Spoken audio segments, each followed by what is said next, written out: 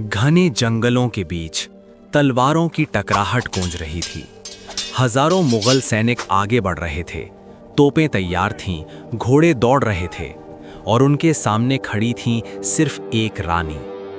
वो पीछे हट सकती थी, समर्पण कर सकती थी, लेकिन उन्होंने अपने सैनिकों से कहा कि जिस दिन दुर्गावती झुक गई, उस दिन ये धरती भी शर्म से झुक जाएगी। उस दिन एक रानी ने सिर्फ युद्ध नहीं लड़ा, इतिहास लिख दिया।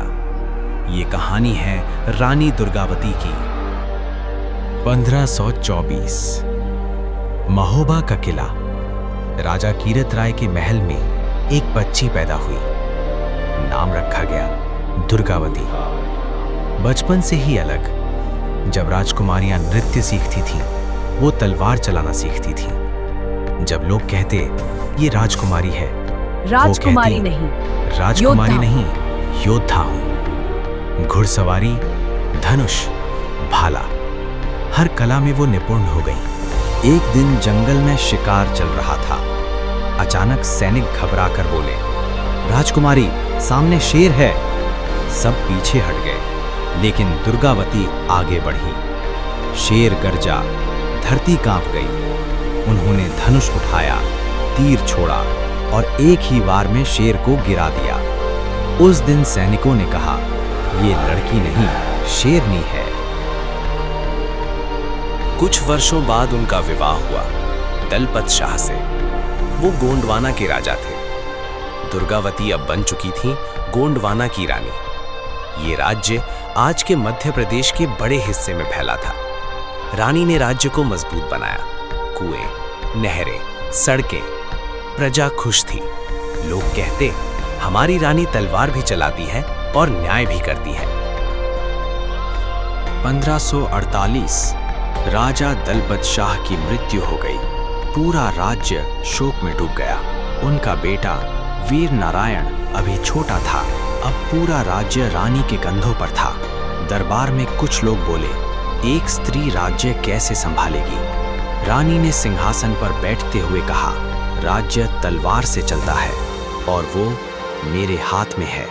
रानी ने सेना को मजबूत किया। सबसे मजबूत किला था चौरागढ़ फोर्ट। हजारों सैनिक, सैकड़ों हाथी। रानी खुद सैनिकों के साथ अभ्यास करती थी।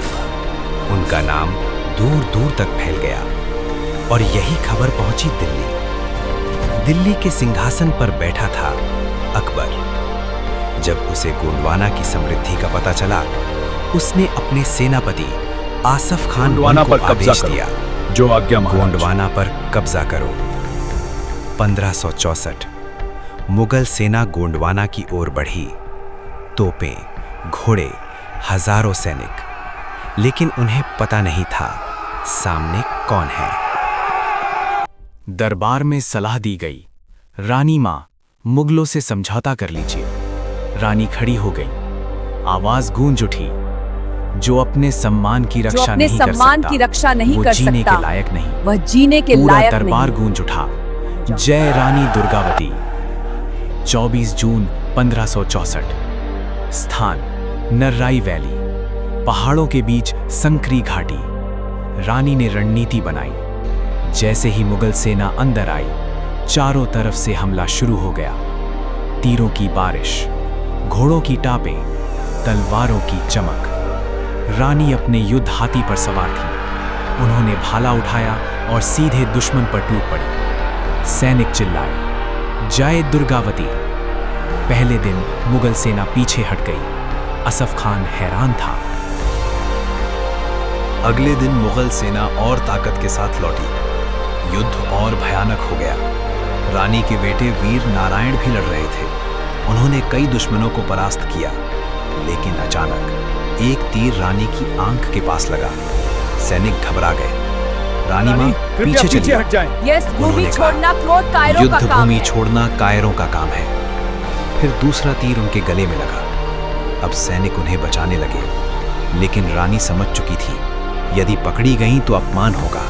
उन्होंने सैनिक से कहा, मुझे कटार दो। सैनिक रो पड़ा। रानी ने खुद कटार उठाई और कहा, मातृभूमि के सम्मान से बड़ा कुछ नहीं। और अगले ही क्षण उन्होंने स्वयं अपने सीने में कटार घोंप दी। 24 जून 1564 एक रानी गिर गई, लेकिन उसकी वीरता अमर हो गई।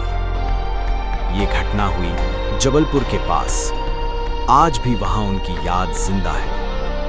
उनके नाम पर बना है रानी दुर्गावती यूनिवर्सिटी। इतिहास में बहुत राजा हुए, बहुत युद्ध हुए, लेकिन कुछ नाम ऐसे होते हैं जो समय से बड़े हो जाते हैं। रानी दुर्गावती ने हमें सिखाया, डर से बड़ी चीज होती है इज्जत, जीवन से बड़ी चीज होती है स्वाभिमान। अगर एक रानी हजारों सैनिकों के सामने खड़ी हो सकती है, तो हम अपने जीवन की मुश्किलों के सामने क्यों नहीं खड़े हो सकते? जब भी डर लगे, बस ये नाम याद करना, रानी दुर्गावती, क्योंकि भारत की धरती ने सिर्फ राजा नहीं, शेरनियां भी पैदा की हैं।